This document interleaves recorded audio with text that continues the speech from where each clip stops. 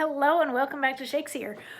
We are working on Richard III, and we get to hear from Richard as he wraps up Act 1, Scene 2 today. And he has spent this scene talking with Lady Anne, who was the only person in the funeral procession for King Henry VI, who was her father-in-law. Richard is the one who killed King Henry VI, and he also killed her husband, Edward.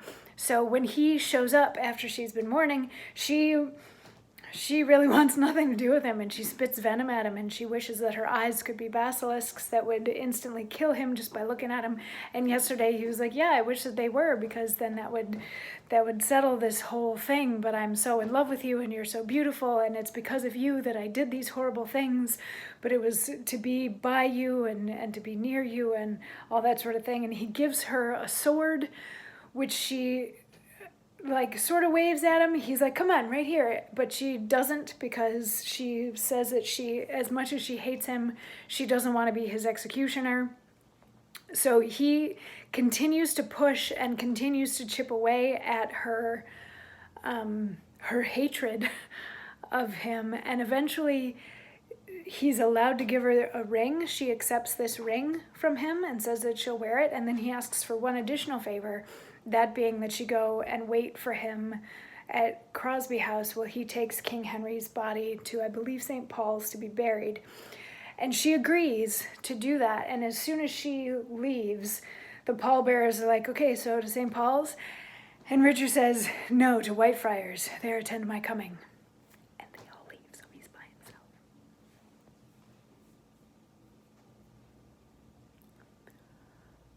Was ever woman in this humor wooed? Was ever woman in this humor won? I'll have her, but I will not keep her long. What?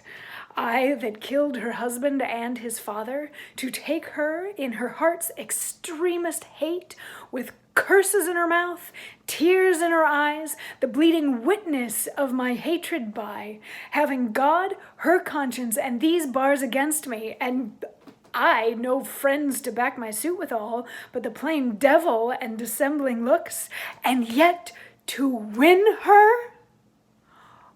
All the world to nothing. Ah! Hath she forgot already that brave prince, Edward, her lord, whom I, some 3 months since, stabbed in my angry mood at Tewkesbury? A sweeter and lovelier gentleman, framed in the prodigality of nature, young, valiant, wise, and, no doubt, right royal, the spacious world cannot again afford, and will she yet abase her eyes on me, that cropped the golden prime of this sweet prince, and made her a widow to a woeful bed?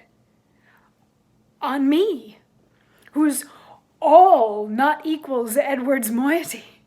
On me, that halts and am misshapen thus, my dukedom to a beggarly denier?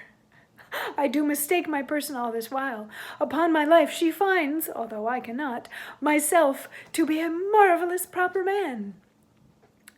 I'll be at charges for a looking-glass, and entertain a score or two of tailors, to study fashions to adorn my body. Since I am crept in favour with myself, I will maintain it with some little cost. But first, I'll turn yon fellow in his grave, and then return lamenting to my love. Shine out, fair sun, till I have bought a glass, that I may see my shadow as I pass. My goodness, can this man gloat? I mean, yes, it is something. It is something to win over a woman who hates you that much, while at her father-in-law's funeral, who you killed when you also killed her husband. But that's what this whole thing is. He's like, oh my God, I did it. I did it. I won her. She hates me. She had nothing but mean things to say, and I am gross and disgusting and physically unattractive, and the only thing that I had were my words. And I won her. Like, has she forgotten about her husband so fast? He was so amazing. And I'm such crap. But she she sees something in me, so that's something. He's like, I'm gonna go get myself a real pretty coat, and then I'm gonna bury this guy, and then I'm gonna go back and pretend with her that I'm all sad about it. But then in his very first speech of the play, he talked about the fact that he doesn't like peacetime because there's nothing for him to do but stare at his own shadow. So he finishes this one by saying, I want to see my own shadow now, because now I'm somebody, now I'm valued, that sort of thing. So it's so gloaty, so boastful, and kind of delicious, and it tells us everything that we need to know about Richard and who he is as a person. So anyway, that's how Act 1, Scene 2 ends, and then tomorrow we will dig into Act 1, Scene 3. So I will see you then for that. Mwah.